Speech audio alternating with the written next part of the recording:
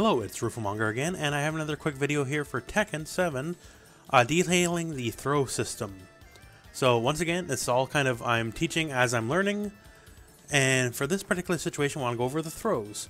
So the throws are, the basic throws anyways, are 1 and 3 and 2 and 4. Let's see here.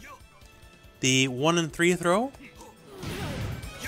always keeps you the same side you were on. The 2 and 4 throw seemingly always switches sides with your opponents. And one thing to keep in note, I kind of blundered past this in the move list a million times, seeing the throws. Let's go to the move list here. And see here, the throw and then throw again. I'm like, why is it doubled up? I didn't understand why that was a thing, but it actually does matter. It says here just hit forward in the throw. So if you hit the throw and then you hit forward in the throw, and see here you actually take quite a large step forward. So it really increases the throw range. So that's a handy thing to keep in mind if you're not exactly beside your opponent. Besides the regular grabs, some characters also have specific command grabs. Not as flashy as, say, a spinning pile driver like Zangief, although I guess King can do that.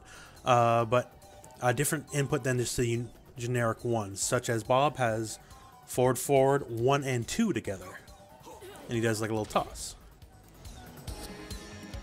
So, but this is all leading to the throw breaks. So when you throw someone and it works, great. You know, you got your damage, and it's kind of the end of the story. But all throws, in my understanding, are breakable generally in Tekken 7, and there's a variety of ways to do it. So let's just quickly go over those. Alright, so currently I have the bot set to do a regular throw, so I'm going to have that play out here. So if it connects, they throw, they get the damage, right? So one thing to keep in mind here is it's breakable, and all generic throws can be broken by hitting either the 1 or the 2 button. So that I did 1, this is 2. So once again, every generic throw in the game is breakable with either 1 or 2 button press. And the window to break them is actually fairly lenient. You can kind of get caught off guard and it'll work. So that was her 1 and 3 throw. I'll just show it again with her 2 and 4 throw. So her 2 and 4 throw, and we'll break that.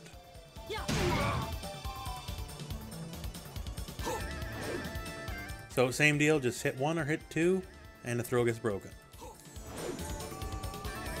Now that's all well and good for the regular throws, but what about these command throws? Most characters have like 1 command throw. Even if it's not amazing, they have 1. So I have Katarina set here to do her command throw.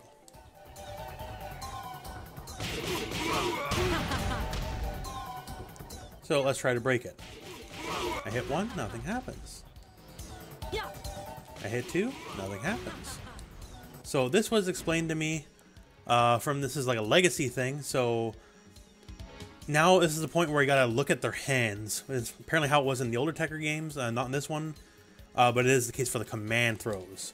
So when she whips her throw, she moves both her hands forward. If she moves both her hands forward, that means you have to hit both punches together to break the throw. And see here, that'll do it.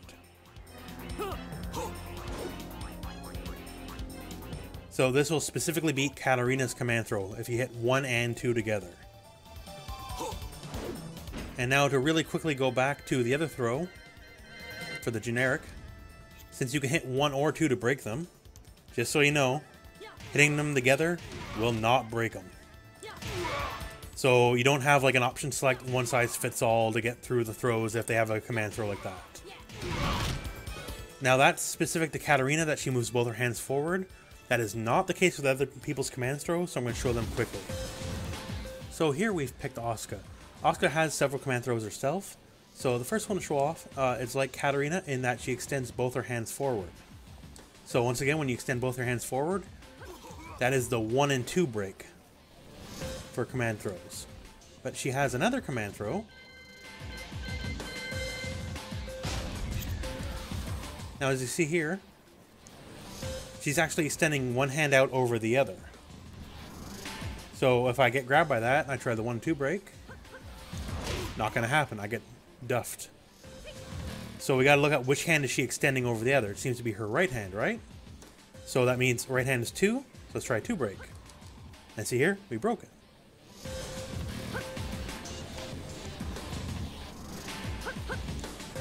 So in this case, since the 2 breaks it, if she went for that particular throw, a 2 would break that throw and a regular generic throw as well. So the throw game basically comes down to you gotta know what their options are and what they're feeling at the moment. Perhaps regular throw side switch is exactly what they want. Say they're in the corner, they just want out of the corner. You know, so a 2 throw would handily break that, or a 1 for generic. And say they have a command throw that also switches sides. You got to keep that in mind. So it's basically a long-term guessing game where not only do you got to know your options, you got to know all their options too. You got to know what they're capable of and work from that. Like, went over this in the other video. Sadly, there's not a tutorial to explain all this. But as you can hear, everyone has a generic throw break. 1 and 2 breaks all the generic throws, not a problem. And when it comes to every character's specific throws, you're just going to have to know what they are and know what the corresponding break is from that. So I'm just going to go over a couple more command throws and just show you what the breaks are. Here's a quick 2 for King. So we have Tombstone. And see here, the Tombstone leads with the right hand, therefore making it a 2 break.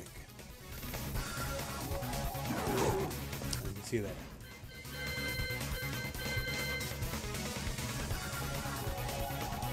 And we have a Gonzo Bomb.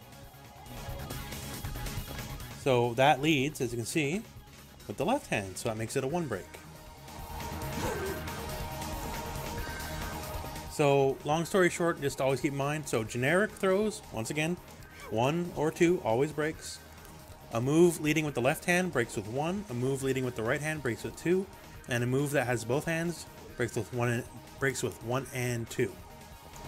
So, once again, you're just going to have to know what your opponent has available, just as much as what your character is. This is very much a game of, you need to know their character as much as they do, if you want to succeed.